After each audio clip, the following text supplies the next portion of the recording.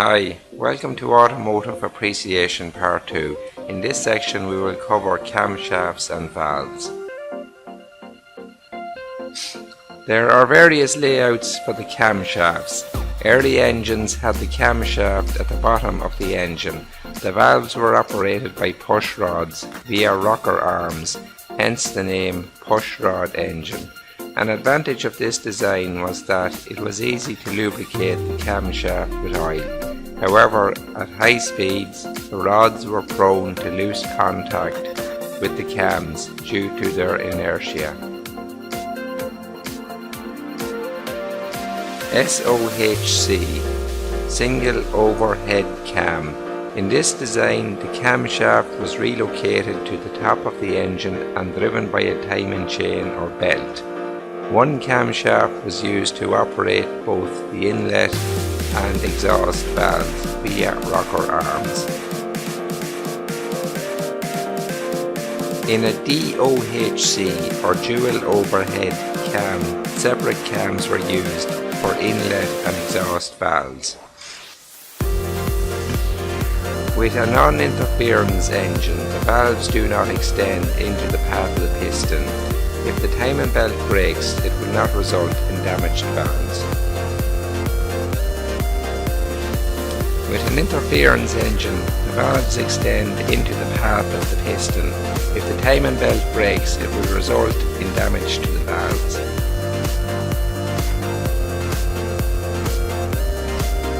Valves are used to allow air enter and exhaust gas exit from the cylinder.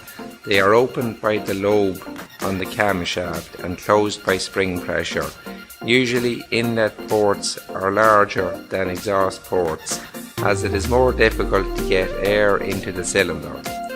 Early engines had only one inlet and one exhaust valve per cylinder. Modern engines usually have two inlet and two exhaust valves. The top position of the piston is called top dead center, TDC, and the bottom position is called bottom dead center, BDC, while the volume between the two is called swept volume. The total engine capacity is the swept volume multiplied by the number of cylinders. For this engine, the compression ratio is 10 to 1. A diesel engine would be higher at perhaps 20 to 1. Initially, one might think that on the intake stroke, the inlet valve should open at top dead center and close at bottom dead center. Similar with the exhaust stroke, the exhaust valve should open at BDC and close at TDC. If we look at the inlet valve closing at BDC, we see that a flow of air is blocked behind the valve from entering the cylinder. It would be much better to delay closing the valve until the increasing cylinder pressure stops the flow.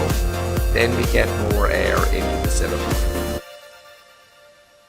Similarly with the exhaust stroke near bottom dead center, the combustion stroke has most of its work done. Best to open the exhaust valve early, thus expelling more of the waste gas. We use a timing diagram to show the valves opening and closing. Near top dead center of the exhaust stroke, both inlet and exhaust valves are open for a short period. The flow of air from inlet to outlet is called valve overlap and aids scavenging of the exhaust gas. A camshaft can operate the valve directly, or usually a cam follower or tappet is used between the cam and the valve. Sometimes the camshaft lobe is offset from the center of the valve and tappet to encourage the tappet and valve to rotate as it is pushed down. To allow for expansion as the engine heats up, it is necessary to have a small gap between the tappet and cam to ensure the valve is fully closed. Note, the area around the exhaust valve is the hottest part of the engine. A further development is the hydraulic tappet.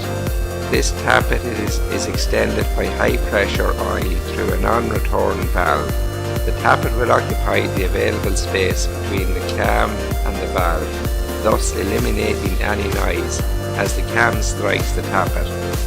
It will also ensure the valve can close fully at all times. As there is always a small oil leakage from the tappet, this will allow it to retract as the tappet heats and expands.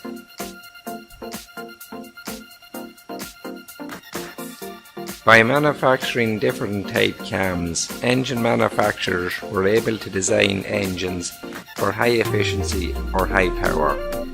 Cams for racing cars were called race cams or high lift cams.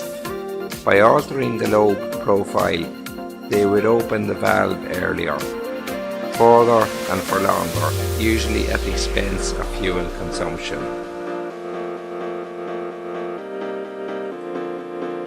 With Vtec, the camshaft has two separate lobe profiles.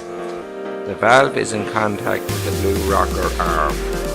At low speed, the cam operates on the standard profile for efficiency, and at high speed, the pin is activated by oil and the rockers are joined together when they are aligned, thus altering the timing and lift for maximum power. Cam.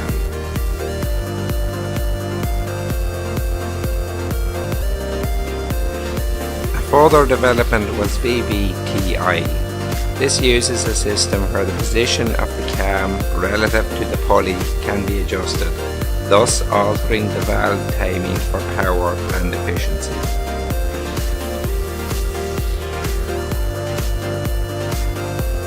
Depending on driving conditions, high pressure oil is fed through the camshaft into a chamber, thus rotating the pulley on the camshaft.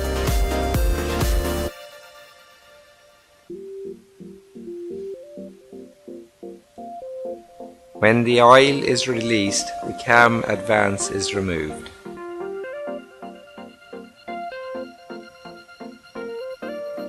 It is normal to adjust timing on the inlet valves. With a double overhead cam engine, it is possible to adjust both inlet and exhaust valves independently of each other. Note, VVT only adjusts timing, but Vtec adjusts both timing and lift. We hope you learn from automotive appreciation.